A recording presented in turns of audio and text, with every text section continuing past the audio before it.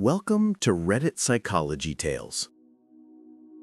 This story is about a friendship that quietly drifted apart over years, and how one unexpected message forced both of us to notice the distance that had been growing for a long time. My friend Matt and I met in the second week of university. We were both awkward, both unwilling to join the same clubs, both more inclined to sit in the back row of lectures and talk about music and the books we weren't reading. We lived in the same flat for a year, shared cheap beer on a balcony that overlooked a parking lot, and helped each other through a couple of bad breakups. There wasn't a ceremony of initiation into friendship, no moment that made a pact, but by the time the first year ended, we were the people the other called when something small felt like it would tip into a bigger problem. After university, we moved to different cities. I went to London for work, he stayed in Manchester, and eventually moved into software. We dated different people, changed jobs, lost touch with a few people from our circle, and occasionally messaged each other the way old friends do. A link to a band, a screenshot of something ridiculous, the odd "you okay" in a time of upheaval. We weren't in each other's daily lives, but there was a steady, comfortable assumption that when something big happened, weddings, births, one of us would know. That was the pattern, and I believed it. A year and a half ago, Matt called me. It was a short call, the kind that happens when someone has news they're excited about and still wants to be casual because they're nervous about being sentimental. "Hey man, guess what?" he said, voice bright. "I'm getting married." "Congrats," I said before I could stop myself, feeling warm in a way that surprised me. "Yeah," he said, "and I want you to be my best man." That line landed differently than anything else he said that day. There was a pause. I could almost hear him listening to me respond. He told me about the woman, Hannah, and how they had met at a mutual friend's barbecue. He talked about the engagement, the ring, and small things he noticed about her, books she liked, the way she brewed tea. We spoke for 15 minutes about plans that were tentative, the kind of half-formed details that sit in the air until someone writes them down and they become real. Being asked to be someone's best man felt significant. It implied a certain place in his life. It meant speeches and planning and travel. It meant at least the impression that I mattered in a way that survived geography. I said yes.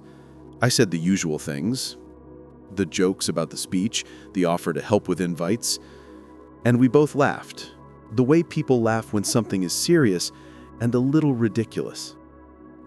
Over the next few months, we texted in fits and starts. He sent me a few group chat invitations related to bachelor party logistics. I suggested dates and names of hotels that might work. He liked some of my ideas. We messaged about suits and fonts and music playlists.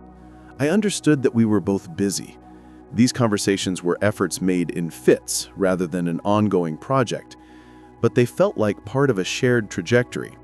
He'd make a note about something, I'd follow up weeks later, he'd respond with a short, "Yeah, that sounds good," and that would be that.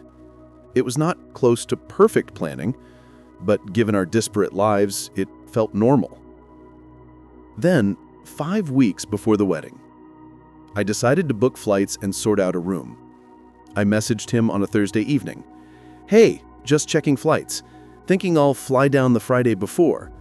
You and the others booked?" His reply came later that night, short and precise. "Hey, about that.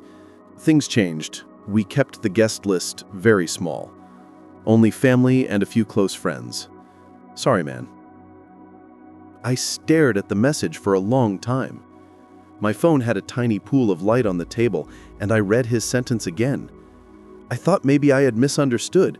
I scrolled up to see if there had been any detail I'd missed. The group chat had messages about tableware and playlists, and a photo he'd sent months earlier of a venue. There were names that looked like his friends, but not the ones who had been part of the conversations we had had. I wrote, "I thought you wanted me as best man." He replied with a single line. "We're doing it differently. It's very small. I can explain later." That "I can explain later" felt like a soft dismissal. It also felt like a sentence I wouldn't get explained. I called him. The call went to voicemail. I sent another message asking if we could meet up for a coffee or at least talk. He read the message and didn't respond for 2 days. When he finally replied, it was curt. "Sorry, lots going on. We'll talk after." I didn't know what to do. I had opinions, sure, hurt, confusion, irritation, but they felt secondary to the practical. Flights booked, money spent, a place on a to-do list. I canceled the ticket. I told myself that it was fine, that the world reshapes itself and you have to either accept the new shape or let it go. I tried to give him the benefit of the doubt. Perhaps there were family dynamics I didn't understand. Perhaps she wanted an intimate ceremony and they'd decided it was what was best. Perhaps he had realized that the responsibilities of a best man, speech, coordinating, were things he didn't want to ask of someone who'd moved away. Still, the feeling persisted. It hurt, mostly because the hurt did not come from a single betrayal, but from a series of small omissions. The call that it asked me felt like it had never happened. The texts and jokes were now a memory of a different future that would not arrive. A few days later, his sister posted a photo of the engagement party. My face was not in it. I messaged his sister, who had always been one of the warmer presences from our old circle. She replied quickly and politely. She seemed as surprised as I was. "Oh, I thought you knew. They decided early on to keep the guest list tiny." Her tone suggested this was a choice understood and agreed upon. I felt like the person for whom the choice had been made without discussion. About 2 weeks after the canceled flights, we met for a drink. I'm not great at confrontation, and I wanted the conversation to be measured rather than accusatory. We sat in a pub somewhere we'd gone as students, the kind of place unchanged in ways that make us feel younger than we are. I tried to keep the tone calm. "So," I said, "I got your message about the wedding." He sipped his beer before answering. "Yeah, look, I'm sorry you didn't get the memo earlier. Hannah and we tried to explain, but it didn't come out right. She's a bit anxious about big crowds. Her family is very private. We decided a small ceremony felt right." I nodded. The explanation was not surprising. It was the sort of thing people say when events draw inward. Health concerns, family desires, budgets. "I understand," I said. Being asked, then unasked, felt odd. Even if you're doing a small thing, why ask me the first time? Matt looked at the floor and then at me. "I don't have a great answer," he admitted. "When I asked, it was half me being impulsive. I didn't commit to anything. Then, as things got more real, we realized our constraints. Also, Hannah wasn't comfortable with some of the people I wanted to invite." "Like me?" I asked. He hesitated. "No, not you.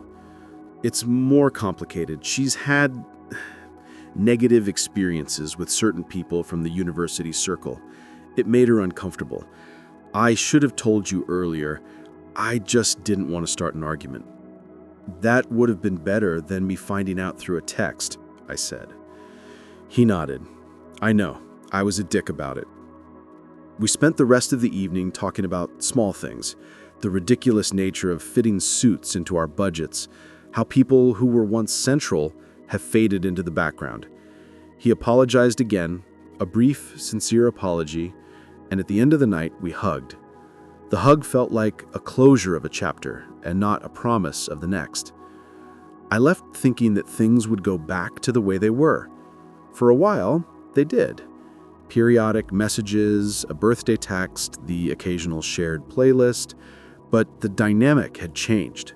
There was a quiet new line between us, subtle as any gap in a conversation.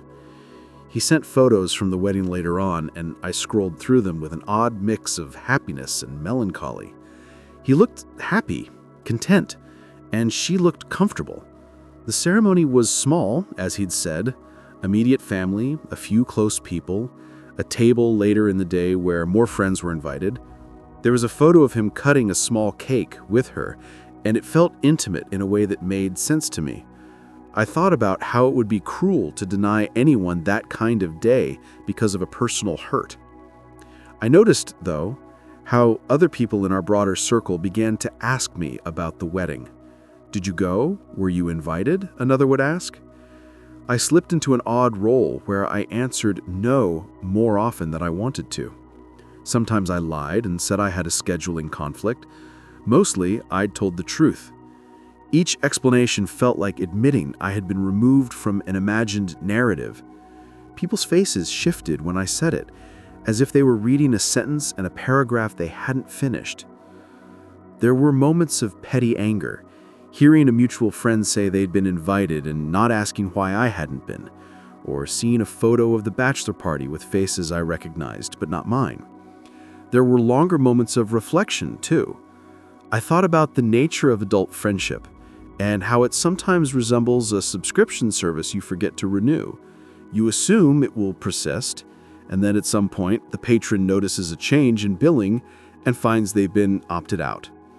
I thought about who we are when we are not in the same place, about the difference between being a person in someone's past and being part of their present life. In the months that followed, the anger softened. I focused on my own life, work, a relationship that taught me small but important compromises, a routine that required me to be present. When Matt and I did talk, the conversations were easy in that way they often are between people who have a history.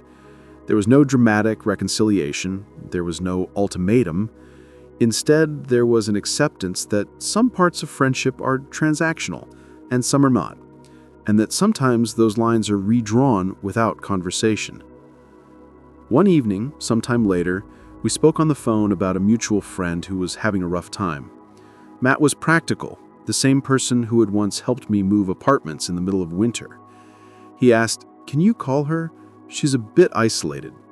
I did. The decision to help was simple and easy. That call felt like a small proof that some threads remained unbroken, even if the larger weave had changed. I don't know if our friendship will ever return to what it was during that first year of university. Maybe it will in another form. Maybe it will keep changing, having seasons like any other relationship.